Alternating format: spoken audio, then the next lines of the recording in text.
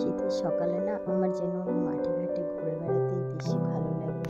তখন আর মনে হয় না যে শীতের সকালে বাইরে কোথাও ঘরের মধ্যে বা থাকি বা কিছু। মনে হয় যেন এই মাঠে যদি রোদের মধ্যে ঘুরতে দেয় ভীষণ ভালো লাগে, কিন্তু সেটা আর কি করে হবে।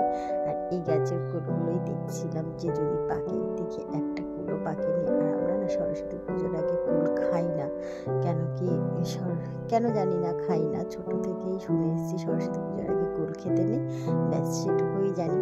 বাচ্চা ছেলে হয়তো খেয়ে নেয় বা বাচ্চারা খায় দেখি, কিছু বলি না যে কেন। যদি জিজ্ঞাসা করে আমি কি বলবো, আমরা তো আমাদের যখন বলে দিত মা যে না খেতে নেই সরস্বতী পূজার আগে, অত কোশ্চেন করতাম না। কিন্তু এখনকার বাচ্চাগুলো না এত বেশি কেন খেতে নেই, কি হবে কি না হবে, অত কথা বলার থেকে মনে হয় চুপ করেই থেকে যাওয়া ভালো। আর দেখো শীতকালের এই সবজিগুলো দেখলে শুধু মনে হয় কি এটা রান্না করি, ওটা রান্না করি, সেটা রান্না করি। এত ভালো লাগে না শীতের সবজি দেখলেই, যেন চোখ জুড়িয়ে যায়। আর গরমকালে তো সবজি সেই একই চলে আসে, লাউ এই সেই, ব্যাস কয়েকটা হাতে গোনার সবজি। আর শীতকালের সবজি ভীষণই ভালো হয়, খেতেও আমার খুব ভালো লাগে। আমাদের বাড়ি সবাই সবজিটা খুব পছন্দ করে। আর আজকে সকালবেলা একটু ডালিয়া করবো ভেবেছি, কিন্তু ভিজিয়ে রাখতে ভুলে গেছি। ভিজিয়ে রাখলে না একটু তাড়াতাড়ি হয়ে যায়। যাই হোক, তাড়াতাড়ি করে ঝটপট করে ধুয়ে নিলেই হবে। আর এখানে আমি ফুলকপির পাতাটাকে আলাদা করে রেখে দেবো, কেননা ওটাকে দিয়ে আমি পরে বাটা করে নেব। আর এই ফুলকপিটা কিন্তু আমি ভাপিয়েই নিই, হালকা করে একটু নুন দিয়ে ভাপিয়ে নিলে, তারপরে অল্প তেল দিয়ে ভাজা করে নিলে পরে কিন্তু কষানোর সময় আরেকটু যদি ভেজে নিই ভালো হয়। আর এই ডালটা না প্রেসারে সেদ্ধ করে রাখা ডাল, কিন্তু এই প্রেসারে সেদ্ধ করলে না ডালটা কেমন একটা হয়ে যায়। সেই কারণে আমি আবার সেই কাঁচা টমেটো দিয়েছি, কিন্তু দেখলাম যে সেই ওই একই রকম হয়ে গেছে। সেই কলাইয়ের ডাল, বিউলির ডাল যেরকম হয় ঠিক সেই টাইপেরই ডালটা হয়েছে। কেন জানি না সেদ্ধটা বেশি হয়ে যায় নাকি বুঝতে পারি না। আর এই ফুলকপিটা একটু যদি নুন দিয়ে ঢাকা দিয়ে দিই তাহলে দেখবে বেশ নরমও হয়ে যাবে।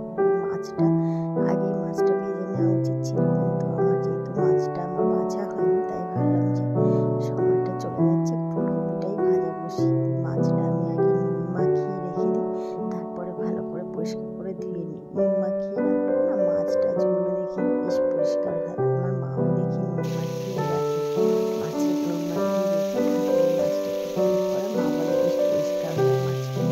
আর এই মাছটা পুরো লেগে যাচ্ছিল কড়াইটার উপরে। আগে ডালটা করে নিয়েছিলাম তো, তার জন্য ডালটা এটা ফোড়ন দিয়ে আবার ওই কড়াইটার মধ্যে ঢেলে তারপরে এসে করেছিলাম। আর এখানে দেখো এই ঝোলটা শুকানোর আগেই একটু শোনাবার জন্য তুলে রাখবো, কেননা ও একটু পাতলা ঝোল দিয়ে খেতে ভালোবাসে। আমরাও ভালোবাসি পাতলা করে, কিন্তু রাতের বেলায় তো বেশ ডালটাও আবার হয়ে গেছে, সেই কারণে একটু ইসে করে রেখেছি। ওটা বাবানের জন্য তুলে রাখলাম। আর এখানে আছে দেখো ডাল রয়েছে, এই ডালটা কি করবো বুঝতে পারছি না, তাও অনেকটা ঠিক হয়েছে।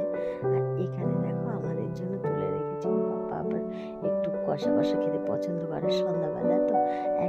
এটা একটা আমার ফ্রেন্ড দিয়েছিল এই কেকটা, আমরা সেটাকেই এখন নিয়ে বসে পড়েছি সবাই একটা একটা করে খেতে, কিন্তু এতটা তো খাওয়া